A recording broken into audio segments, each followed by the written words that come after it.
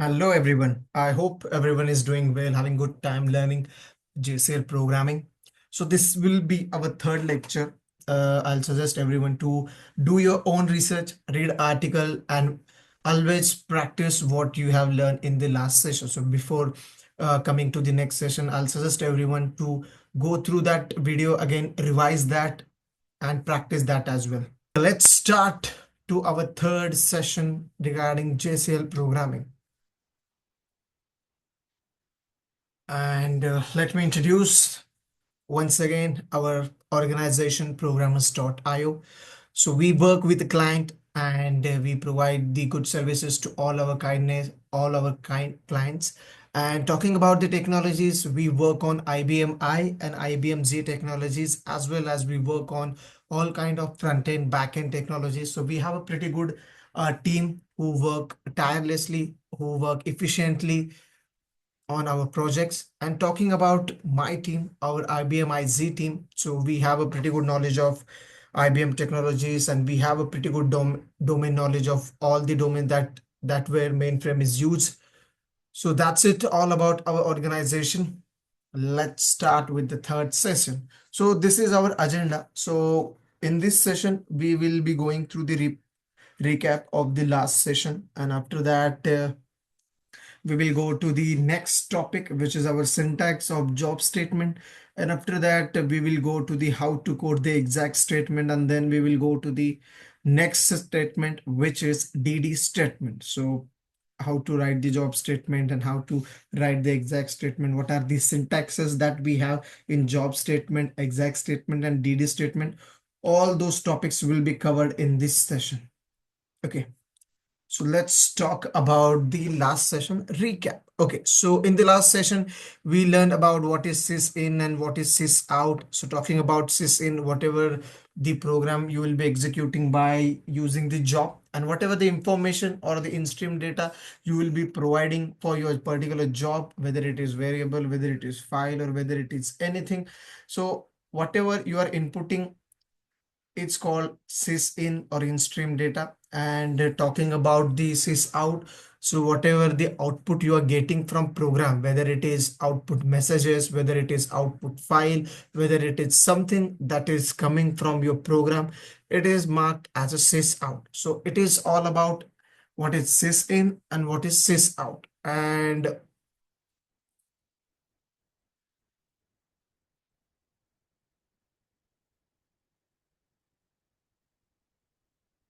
talking about the next topic, which is how jobs output is processed and how job is purged. So after that, we completed our life cycle of job, like how to submit the job, how job will be processed, and how allocation will be done. And after that, how the job's output will be processed. So in that, we have discussed this is out message parameter, that we will be having different types of sys out messages once you complete your job. So all kind of information we discuss. And after that, we move to the next or the last step of our complete job cycle, is how job is purged. That purging means once you complete your job, then we need to deallocate whatever the address space that we have used for that particular job. So that is the job purge process. And after that, we went through the what is JCL and how JCL statements are coded. So we have learned about JCL. The basic idea of JCL is clear to everyone now, like we have discussed most of the time. And after that, we went through the what is the JCL statement. So we have the job statement, we have exact statement, we have DD statement. And after that, we have discussed like what is comment, what is delimiter, how to complete the job. And after that, we discuss the fields that are available in our job. So we have some fields in every job. So first one is the identifier field. That means forward slash section is the identifier field. Then we'll be having the name field. Then we have the operation field where we write our job, exact, and DD statement. And after that, we have the parameter fields where we'll be giving all the information about the job. So in this session, in this section, the parameter fields will be having the job card, the PGM equals to program name, and dataset name. So that is parameter field. And after that, we went through the what are the keyword parameter and what is the positional parameter. And we also discuss the important of continue and how you can comment anything in the JCL statement. So this is what we have learned in the last session. I hope the concept of job life cycle is it's okay with everyone. Okay, so this is the new topic for this third session, which is syntax of job statement. So we have learned in our job, we'll be having three types of statement. First one is job statement, then we'll be having the exec statement, and then we'll be having the DD statement. So in this session, so in this topic, we have the job statement. So job statement must always be the first statement in the job. Like we have seen very example of JCL and everywhere we have seen the job statement is the first statement of any job. The most used job statement parameters are listed in the next slide that I'll be showing you the example. And you will be learn about the additional parameter that you may need to code in a job. In contrast to other job statement parameter, the format of first positional parameter accounting information is installation dependent. That means whatever the system you are working on, the accounting information will vary and the other parameters will vary because it is installation to installation dependent. After that, it often consists of several positional subparameters, the first of which is the normal account number, that accounting information or the kind of information. And since the job changes from job to job, you can create the PDS member that consists of standard job statement. Then you can copy it into each job you code. So it is best practice. So you can have the job statement that you can use in your every job, that you can write it any PDS, and you can just copy that job statement whenever you're working on new job or you are creating any new job, so that you will be having the consistency of those parameters. So we will go to the next slide, which will be the syntax of job statement. Okay, so this is the syntax of job statement. So you can see after giving your identifier field and your job name, you have to write the job as a keyword. And here we are having the parameter. So the first one is the accounting information. The second one is the programmer's name. The third one is the message class. Then we have the message level, and then we have the notify parameter. So we will discuss each and every parameter. What is the meaning of each and every parameter? Firstly, accounting information. So it specifies the account number or other accounting information typically used to charge the job processing time back to department or a group. The requirement of this parameter vary from installation to installation, but it often has a similar format to this. Like it will be having some account number and it will be having some accounting options. Okay, so if you're working in your project, it is already decided that what will be the accounting information in your project. And the next one is the programmer name. So it identifies the owner of the job. So there is a parameter where you can write the programmer's name. If you are working on that job, you can provide your name, and the name can be from 1 to 20 characters long, but it may not be required depending on the installation. Yes, I have never used the programmer's name parameter in my job when I was learning, because it is not compulsory to give the programmer's name. So it is an optional. So after that, we'll be having the message class. So what is message class? Message class specifies a single character output class to be used for jobs output message. So we can have a different types of message classes, and it will be alphanumeric value A to Z or from 0 to 9. And based on that, we'll be having different significance of those character, like what is A, what is B, what is C. And based on that, you can provide your message class, and based on that, you will be getting your output. So that is the message class. And after that, we'll be having the message level. So message class is different, message level is different. So in message level, which controls the JCL statement, and system messages are produced by the job. So basically, on the message level parameter, you will be having two sub parameter that we have mentioned here. The one is the statement and another one is the message.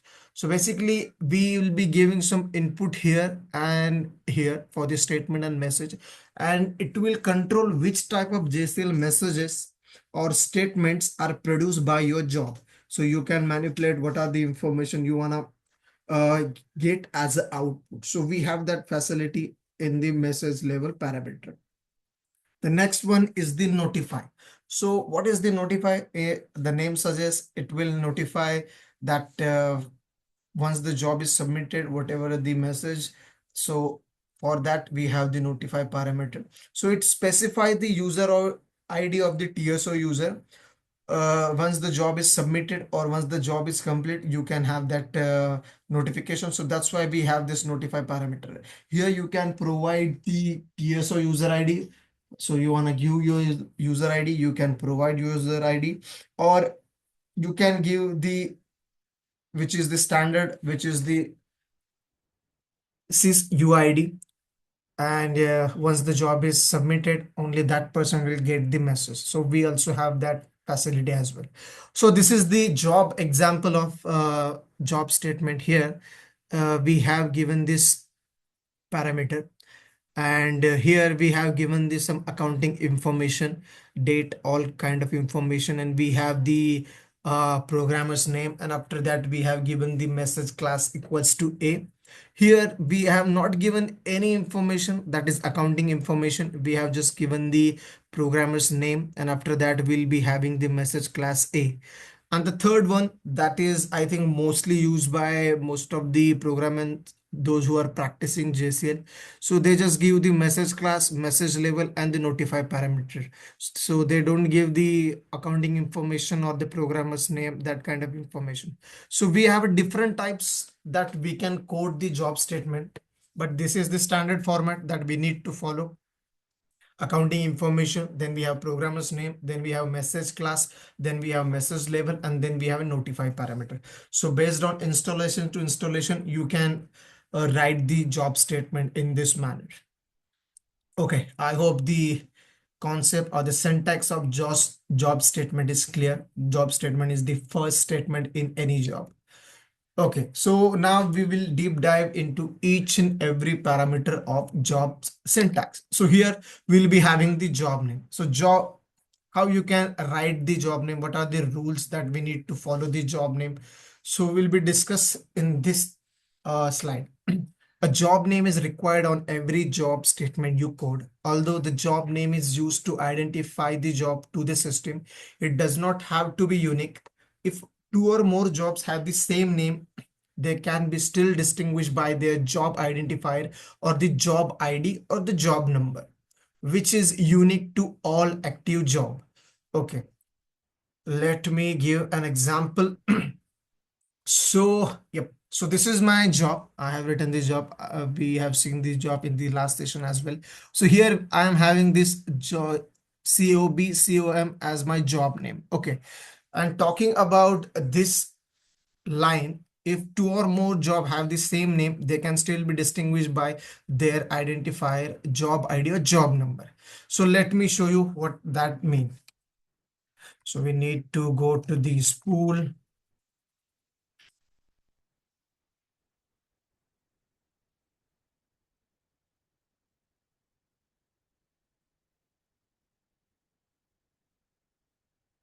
Okay.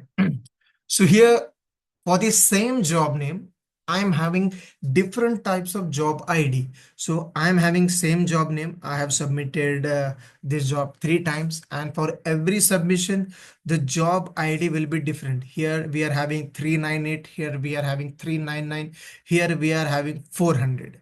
So that is the meaning of this line. If two or more jobs have the same name, they can still be distinguished by their job identifier, whether it is job ID or whether it is job number. So which is unique to all active jobs. Two jobs with the same name can't run at the same time. In such situation, one job is held until another job with the same name completes its execution. which is normal way. Like if you are having two job and which are having the same job name and you are submitting at the same time, it will take some time. The second job will be held until the first job complete its execution. So that is the standard process. Some installation have additional requirement for creating job name, such as that they can be based on account number or your TSO user ID. Okay. So for this job, I don't have any specification like what will be the job name. So based on my knowledge or my understanding, I have created this job name just for my sake, just to understand what is the job doing. And the lines is explaining. So in if you're working in project, so most of the job name will be attached to your TSO ID. So you will be having some FTP process or all that kind of operation by doing any job. So you'll be having that TSO ID attached to that job. So your job will be based on that TSO ID. So because that is having some significance to that process. So yes, you can give whatever you want the job name, but there are some jobs that are attached to your account number or that are related to your TSO user ID. Okay, so what are the rules for coding the name field of a JCL? So we have seen like we can create or we can write the job name with whatever we want, but there are some rules that we need to follow. A job name must start in column 3 of a JCL statement and must be followed by at least one blank. Yes. Here you can see this is the, let me active the columns. Yep. So this is the first column. This is the second column. So in this third column, we have written our job name. So you cannot code your job name other than column 3. So you must start your job name in the column 3 and it should follow at least one blank space. So here I have given a good amount of blank spaces, but the standard practice is at least one blank space should be there. It can be from 1 to 8 character long, consisting of alphanumeric, which is A to Z or 0 to 9, and national characters as well. So here you can code your job name based on your alphanumeric values A to Z or 0 to 9, and you can also use the special character or you can say the national characters as well. And it should be 1 to 8 characters long. So you should not exceed your job name other than or the more than 8 characters. So here I'm using the job name which is 6 characters only. So that is the standard practice. It should be 1 to 8 characters long. And the first character must be alphanumeric or national. So you cannot start your job name with any unusual character. It should be either alphanumeric or it should be a national characters. Okay, so here we are having some good example of what is the valid job name and what are the invalid job name. The first here are the valid. Here we are having invalid job. So here we are starting with in the third column we are having our alphanumeric which is MM01A. So it is correct. Here it is also it is correct because we are having the 8 characters 1 2 3 4 5 6 7 8. So it is 8 character and it is having C at the starting. That means it is having alphanumeric value, which is correct. Here also it is valid because we are having this special character which is dollar symbol which is accepted. So you can write the job as this 3 symbol. By using this 3 symbol it is also valid. So these 3 are the good example of valid job names, and here we are having the invalid job names. So in the first example, as you can see, after 2 forward slashes after identifier field we are having one blank space. That means our job is starting from the column 4.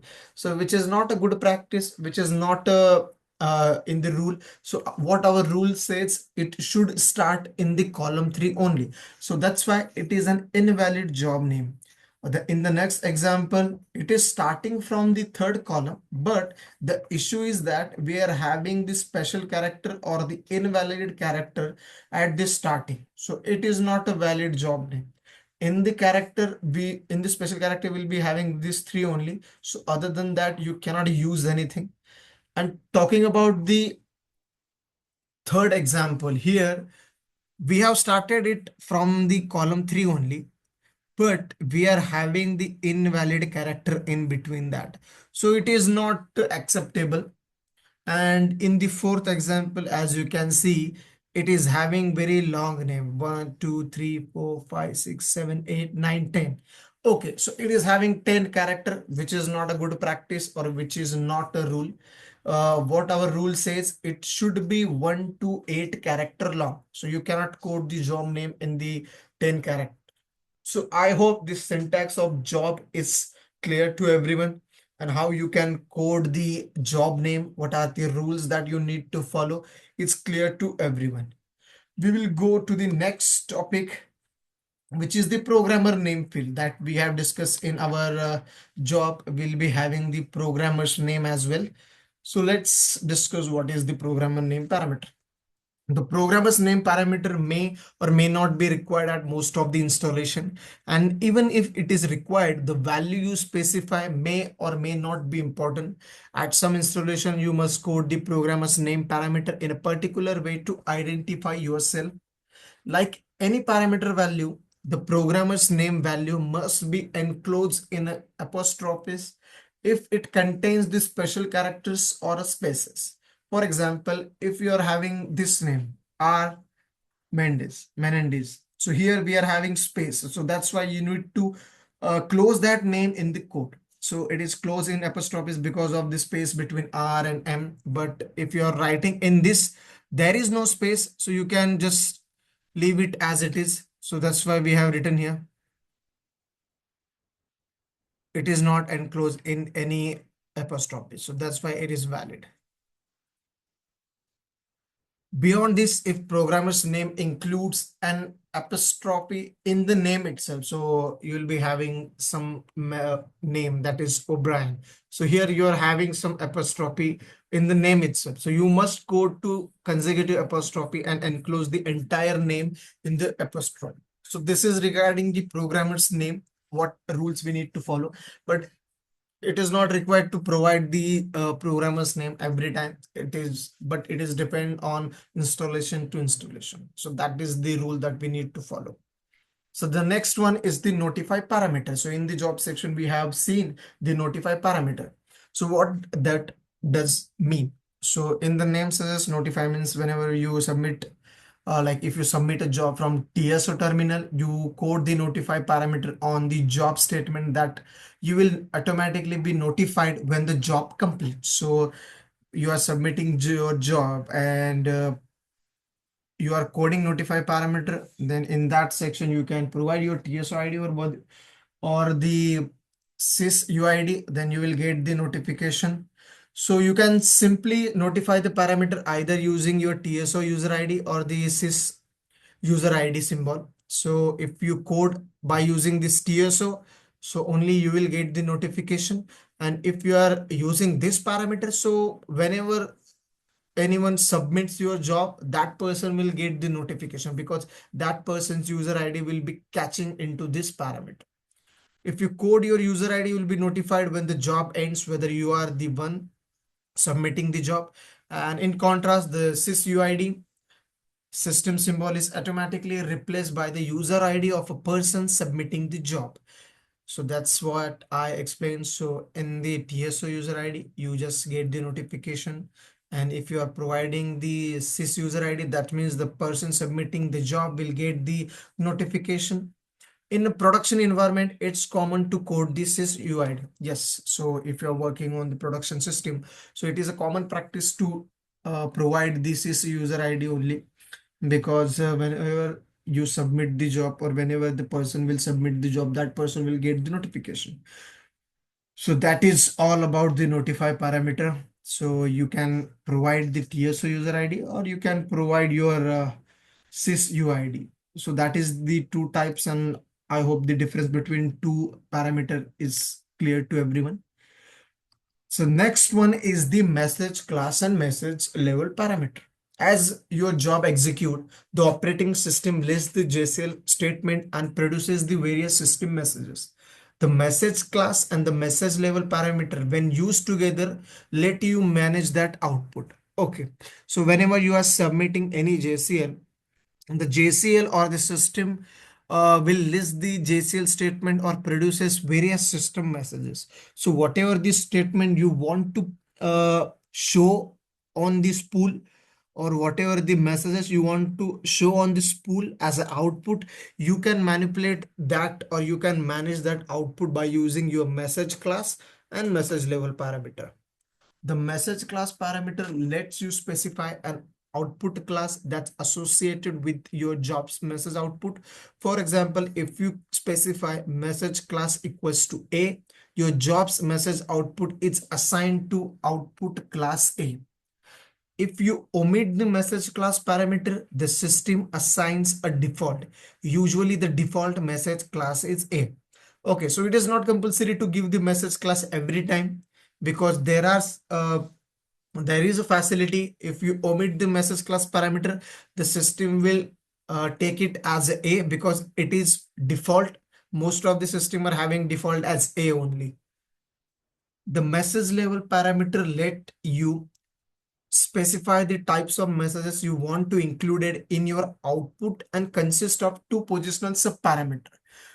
The first statement control. So here we'll be having where is yep. So in the message level, you are having two parameters, or you can say two subparameter. First one is the statement and another one is the message.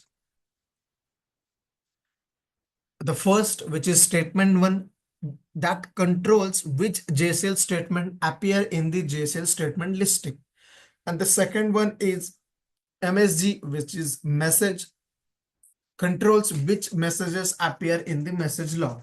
So statement controls the which JCL statement appear in the JCL statement listing, and the message will control which message appear in the message log. So, and if you omit the message level, a default value is used. So here also we have the facility. It is not compulsory to write the message level.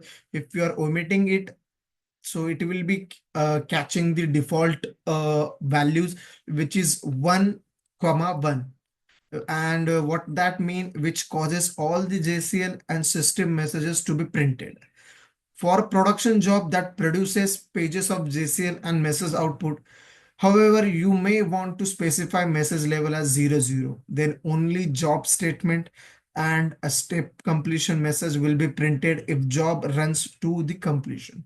But if the job fails, the allocation and deallocation messages will printed as well. So if you're working on production, you are having a very big job and you want to provide and you just want to specify minimum information as an output because you don't want the n number of JCL pages or the message output. So you can specify message level as 00. So that we can manipulate as per our requirements. But the default one is 11. Okay, so this is the example of message class and message level. The syntax of message class parameter is a message class equals to class. So here you have to provide the single character, which will be a alphanumeric character. It is between A to Z and 0 to 9. So based on your installation, the classes will be having different meaning. So we are having A to Z, 0 to 9. Each and every class is having some different meaning. So based on your requirement, you can write the message class equals to between A to Z or 0 to 9 based on your requirement. So that is regarding the message class. And next one is the message level. So in message level, we are having the two subparameter. One is statement and another one is the message. So here we are having the numeric value only. So single digits that specify which JCL statement should be printed as follows. Okay, so in this statement, if you are printing or the marking as 0, it will print only the job statement. Okay, so when you are providing 0, it will only print the job statement. And if you provide statement value as 1, it will print only JCL statement, including those that are come from the procedures. So which is the default one. And if you provide the value as 2, it will print only JCL statement submitted through input stream. Don't print the statement from the procedure. So here we will be providing, so 0 will only print the job statement. 1 will print the JCL statement, including those come from the procedure. And 2 will only print the JCL statement submitted through the in-stream, but don't print the statement from the procedure.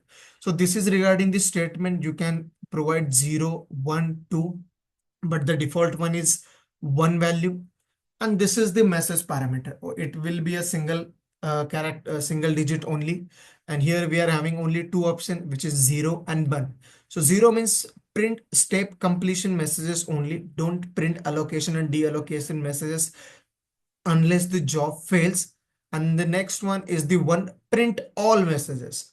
So by using the 0, you can manipulate, okay, just print the step completion messages. I don't want that allocation and deallocation message. But when your job fails, you will get that notification uh, of allocation and deallocation as well. But the default one is the value 1, which will print the all the values. So this is regarding the message level. So based on your requirement, you can provide the value 0, 1, 2 for the statement, and for the message it is 0 to 1. And this is some example for that message class. Here we are providing X, and for message level we are having 0, 0. So in my job I'm having message class as A, and I'm having, I think I don't have the level, yeah, because the default one is 1, 1. So I'm okay with that. I don't need to provide the message level because I'm okay with the 1, 1 value. So that is all about message class and message level. Okay, so the next one is how to code the EXEC statement. So we have completed the procedure, which is the job statement process. What are the parameter we need to provide in the job statement? We have discussed that, or how we can give the job name. The next one is the EXEC statement. An EXEC statement is required to identify the program executed by each step in a job. Although the step name field of an EXEC statement is optional, it's good practice to code the step name for each step. Since the system messages refer to job and step name, coding a step name will help you identify the source of error indicated by such messages. In addition, coding a meaningful step name helps the document the function of the job.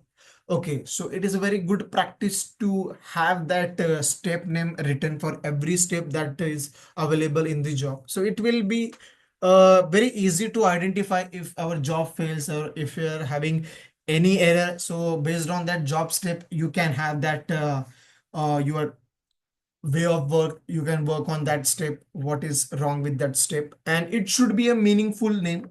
So for example, if you are having step 1, which will read the data from file, so you can write the job step as a read or something meaningful that can the another person, if he is looking at your job for the first time, he can identify, okay, so this step means it is reading something from particular job. So it is very good practice to have the steps name, and exact statement is the identify, or you can say the exact statement will identify the each step. So in the exact statement, we'll be having some parameter, which is the PGM and PALM parameter. So as you can see, yep. So here I'm having the exact statement, and I'm having some PGM equals to something, some program name. So what is that we will discuss. So in the PGM parameter of the exact statement, you specify the name of the program you want to execute in the job step. The name you specify is the name of a member of a partition data set. Okay. So it is a name of a program that is you will be executing, and the member must be a load module, a compiled program that's been link edited and ready to execute. Okay, so if you are running any particular job, or you are having some programs there, so you must compile that job and link edit that job, and it should be a load module that is ready to execute. So first of all, you need to work on your program.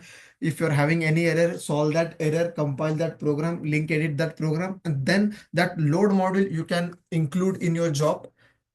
So here PGM equals to program name, and the next one is the PALM parameter. The PAM parameter is used to pass the information that can be accessed by the program you specify in the PGM parameter. Okay, so if you are having some program, and for that particular program, if you are having some parameter that needs to be passed there, so for that we are having the parameter field which will give the information or which will provide the input to the program. The information is usually used to influence the way the program works. In the PAM parameter, you have to code the information in the form that's expected by the program. As a result, there aren't any JCL rules that govern the format of this information other than the rules of punctuation you must follow for any parameter value. So this is regarding the PGM and what is PAM parameter. PGM is just the program that you need to execute and it should be a load module. And the next one is the PAM parameter that are just to guide or influence the program whether it is requiring any PAM parameter. So this is the example of PGM and PAM parameter. So here you will be having the syntax, the step name, then you will be writing your exec, then you will be writing your PGM command equals to program name, and here you will be having some PAM information. So PGM specifies the name of the program to be executed for the job step, and PAM, which is optional, specify the information that's passed to the program. So here we are having some pretty good example of this exact statement. So here we'll be having just one PGM equals to pay 5B10, which is the program that will be uh, executed in this step. So here you can see we have provided the step name as the pay list. That means it is the step which will be listing some information regarding the payments. So that's why we have written the specific step name and this program will execute. And here the next example, you are executing some program, but for that program you are providing some PAM parameter. That means you are providing some input that is required for this program. So this is the second way for program and for PAM parameter. And here also we are having example for that we are having the program, and for that program we are providing the three different PAM parameter that are required for that program to execute. So these are the example of how you can code the exact statement and what are the field that you need to look after. The first one is the PGM and the second one is the PAM parameter, and you know the significance of PGM, you know the significance of PAM. So if we are clear with what is job statement, we are clear with the what is exact statement. So the next one is the DD statement. So before the program in a job step is executed, the operating system must allocate any data set that the program will process. To describe this data set to the system, you code the data definition, which is DD statement after the exact statement that identifies the program. Normally, you code the one DD statement for each data set your program will process. Okay. So what is the significance of DD statement? So if you're writing any program and for that particular program, operating system will check, are there any data set that will require or that is required to process that program? So we need to provide that a DD statement or the data definition. Here you will be having some information about the data set. So that is why we are having the DD statement. The DD statement is most complicated of all the JCL statement. Yes, we have seen the job statement, we have seen the exact statement, both are easy, but the complicated one is the DD statement. This is because the many parameters and the sub parameter it has, as well as many ways you can code those parameters to allocate the different types of data set. Yes, if you are having different types of data set, if you want to use the old data set, if you want to create the new data set at the runtime of job, so based on those situations, you need to provide that information. That's why we can say that it is a very different approach as compared to the job statement and exact statement. So in general, DD statement provide the system with information about the dataset characters, such as its organization, storage requirement, and record length. Okay, so this is the syntax of DD statement. As you can see, we will be providing more information in the DD statement. So here I have also example here. Yep. So this is my DD statement. So we'll be discussing in detail what are these parameters. Just look at this DD statement. Okay. So syntax of DD statement is DD name, and here you will be giving DD, and here we'll be having DSN name, which will be your dataset name. So it will specify the file's dataset name. So here in my job, I have written as S user load 5 PGM7. So it is my dataset. So that's why DSN name, it will be a file name or a dataset name.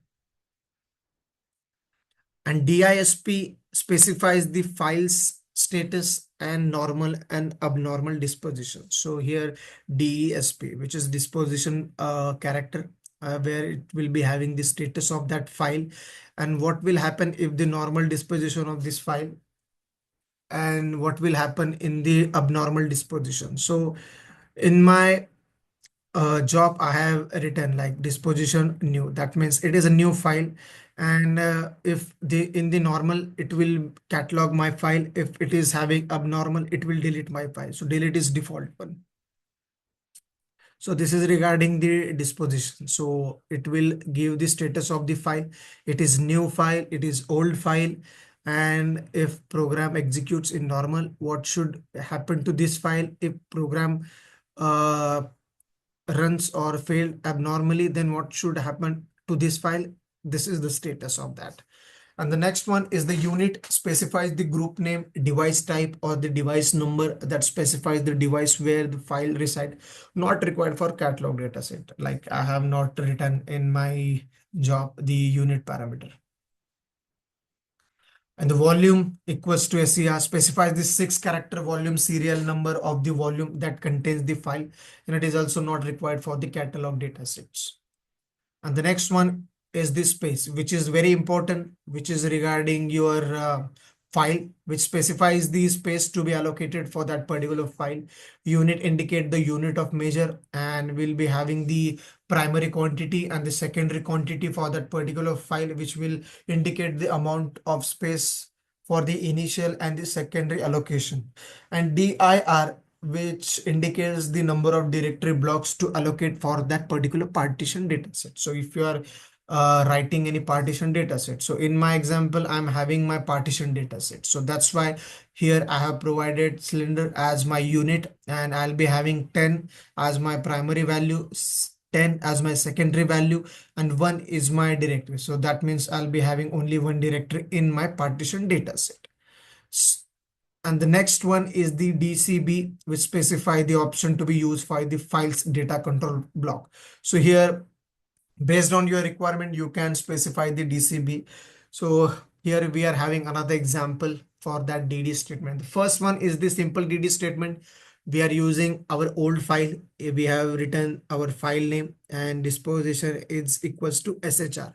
So SHR means that you can use that file with n number of programs. So it is not exclusive. You can use the same file and another program can use the same file as well. But in the next example, you can see the data statement that allocates a new data set and catalogs it. So it is related to same example that I shared in my job, that I'm creating the new file at the runtime and I'm giving the new as a status. I'm cataloging it once my job is completed or the program executes, and it will get deleted if this job is not completed or the program is not completed. And I'm having the space as cylindrical first primary value, secondary value, directory block. And I'm having the DCB parameter as it should be partition organization. And it is having the record format and it is having the record length. So in this example as well, we are having it is as a PS. So it is just partition data set. So that's why it is PS. And here I'm having the PDS. That's why I'm need to provide it as a PO because I'm having PDS file.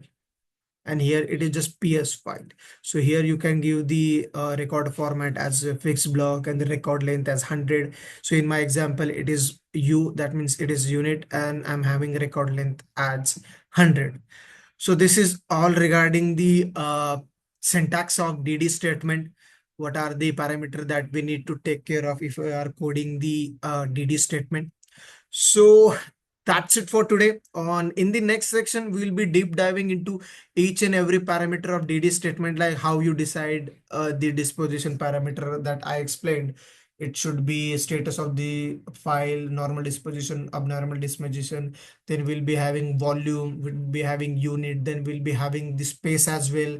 Then after that, we'll be having DCB. So how to write this DCB value, how you decide the DCB value. So in the next lecture, we will be deep diving into each and every topic of this DD statement.